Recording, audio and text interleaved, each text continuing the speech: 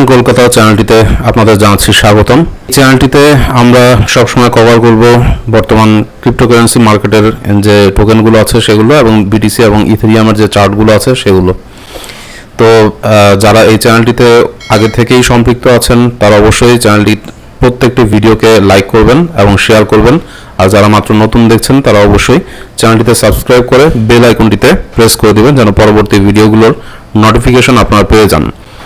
আর cryptocurrency মার্কেটের বিষয়ে যেটি আপনাদের উদ্দেশ্যে বলা সেটি হচ্ছে যে এটি কিন্তু আমাদের একটি শিক্ষামূলক ভিডিও। সো এখানে আমরা কখনোই কাউকে ইনফ্লুয়েন্স করব না যে আপনারা আমাদের ভিডিও দেখে আপনারা মার্কেটে ইনভেস্ট করুন। যদি আপনারা কেউ ইনভেস্ট করেন তাহলে অবশ্যই আপনারা আপনাদের নিজস্ব রিস্কে কিন্তু আপনারা মার্কেটে ইনভেস্টমেন্টে যাবেন। তো যাই হোক, চলে যাচ্ছে আজকের ক্রিপ্টোকারেন্সি রিলেটেড ভিডিওতে। সর্বপ্রথম থাকছে বিটিসির যে আপডেট। সাপ্তাহিক ব্যাপী আমরা এই আপডেটগুলো দিব এবং আমরা অবজারভেশন করবো যে প্রতি সপ্তাহে আমাদের টার্গেটগুলো কতটুকু ফুলফিল হচ্ছে। তো আমি অগাস্টের 6 তারিখ একটি চার্ট ড্র করেছিলাম যেখানে দেখিয়েছি যে অ্যাসেন্ডিং ট্রায়াঙ্গেল একটা পজিশন আছে এবং রাইজিং চ্যানেল একটা পজিশন আছে। তো রাইজিং চ্যানেল বা রাইজিং ওয়েডস যেটাই বলেন, রাইজিং ওয়েডস মূলত হচ্ছে এখানে আমরা রাইজিং ওয়েডস চ্যানেলটি এঁকেছি।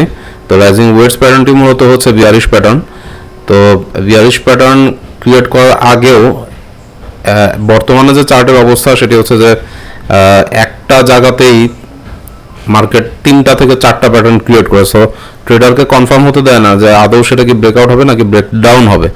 সো এখন যে পজিশনটি আছে আমরা এটি দেখতে পাচ্ছি যে অ্যাসেন্ডিং ট্রায়াঙ্গেল পজিশন আছে, এখান থেকে এই পর্যন্ত একটি নেকলাইন আছে।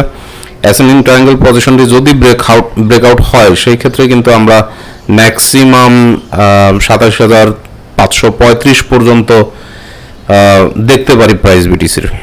কিছু চার্ট প্যাটার্নে চলে যাই, যেমন দেখতে পাচ্ছেন যে এখানে ডেইলি ক্যান্ডেলের উপর আমরা একটি চার্ট ড্র করেছি যেখানে অল টাইম হাই থেকে এই পর্যন্ত মার্কেট ড্রপ ডাউন পর্যন্ত একটি ফলিং ওয়েডস প্যাটার্ন রয়েছে। ফলিং ওয়েডস প্যাটার্নটি মূলত একটি বুলিশ প্যাটার্ন, কিন্তু ফলিং ওয়েডসের যে চেইনটি আছে এই চেইনটি থেকে কিন্তু এটি ব্রেকডাউন হয়ে আরেকটু নিচে চলে এসেছিল, চেইনের বাইরে চলে এসেছিল। তো পরবর্তীতে এটি রিকভার হয়ে ভিতরের দিকে আবার চ্যানেলের ভিতরে কিন্তু চলে এসছে। তো চ্যানেলের ভিতরে চলে আসাতে বর্তমানে যে লোটা ছিল সেই লোয়ের বর্তমান সাপোর্টিং চ্যানেলটি কিন্তু হচ্ছে 20,478। সো বর্তমান মার্কেট যে পজিশনে মুভ করছে এই পজিশনটিকে যদি ধরে রাখতে হয়, পরবর্তী কারেকশন যদি আসে তাহলে অবশ্যই আমাদেরকে কিন্তু 20,478 সাপোর্টটাকে হোল্ড করতে হবে। অর্থাৎ এই জায়গাটায় যদি সাপোর্ট হোল্ড করে সেই ক্ষেত্রে আমরা কিন্তু চ্যানেলের ভিতরেই থাকবো, ফলিং ওয়েডস চ্যানেলটার ভিতরে থাকবো। তবে এখন যে মার্কেট পজিশনে আছে যদি ভালো কোনো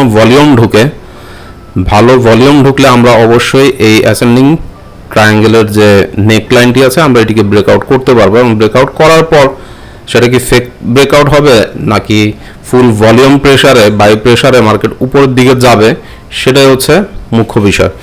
তো এখন এইখানে যে 27,535 যে টার্গেটটা আমরা পেয়েছি এটি মূলত কেন আমাদের জন্য ইম্পর্ট্যান্ট, সে কারণটি হচ্ছে যে আমরা প্রিভিয়াস পিরিয়ডে যে মার্কেট ড্রপ ডাউন করেছিল, আমি আপনাদেরকে একটু সিএমই গ্যাপটা সম্বন্ধে আলোচনা করি।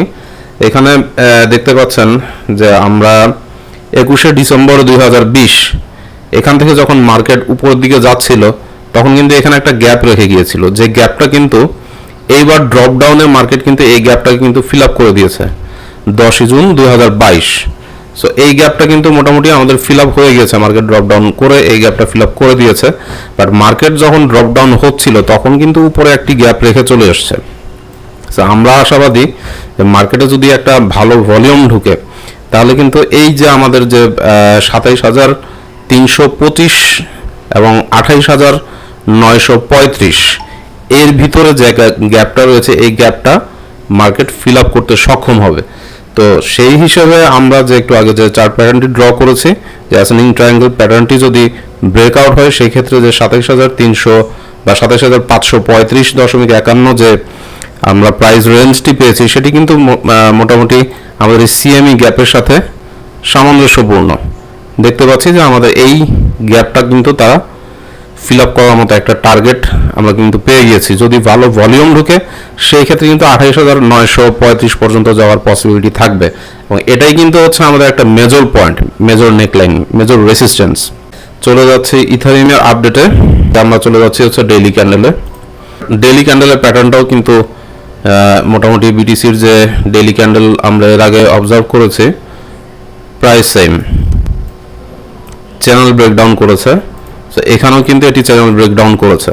তো ফলিং ওয়েজের চ্যানেলটি ব্রেকডাউন করে তারা 900 সামথিং ফ্ল্যাশ ড্রপ করেছিল, এখান থেকে রিকভার করে দেন তারা আবার কিন্তু চ্যানেলে মুভ আপ করেছে। তো মোটামুটি এই জায়গাটির পজিশন যদি মার্কেট ধরে রাখতে পারে, আমাদেরকে মোটামুটি 1854 অথবা 1800 বা 1900 এই ধরনের পজিশনটাকে কিন্তু রিটেস্ট করতে হবে। দেন যদি বেশি ভলিউম ঢুকে সেই ক্ষেত্রে এটা 2195, 2016 এ পর্যন্ত রেস করতে পারে, ফ্ল্যাশ আপও হতে পারে, ফেক আউটও হতে পারে। রিকারেকশন আসবে 1700 প্লাস মাইনাস 1756 এই ধরনের একটা রিকারেকশন এসে তারপরে যদি মার্কেট মোটামুটি একটু বুলিশ মোমেন্টাম থাকে সেই ক্ষেত্রে আমরা এই যে এটা হচ্ছে 200 মুভিং এভারেজ লাইন, আমরা 200 মুভিং এভারেজ লাইনকে যদি ব্রেকআউট করতে পারি সেই ক্ষেত্রে আমরা 2300 প্লাস দেখতে পাবো। তো মোটামুটি এই হচ্ছে ইথেরিয়ামের আপডেট। তো মোটামুটি এই ছিল আজকের মার্কেট আপডেট। যদি ভিডিওটি ভালো লেগে থাকে অবশ্যই ভিডিওটিতে লাইক করবেন, আর আপনাদের যদি কোনো কোয়ারি থাকে অবশ্যই কমেন্ট বক্সে জানাবেন, আমরা চেষ্টা করব আপনাদের সেই কোয়ারিগুলোর সলিউশন দেওয়ার জন্য। এবং নির্দিষ্ট কোনো টোকেন সম্বন্ধে যদি আপনাদের জানার আগ্রহ থাকে সেটিও কমেন্ট বক্সে জানাবেন, আমরা সেই টোকেনটিকে এই সপ্তাহের মধ্যেই কভার আপ করব। ফিরছে নতুন কোনো আপডেটের সাথে, সে পর্যন্ত আমাদের সঙ্গেই থাকুন। ধন্যবাদ সবাইকে।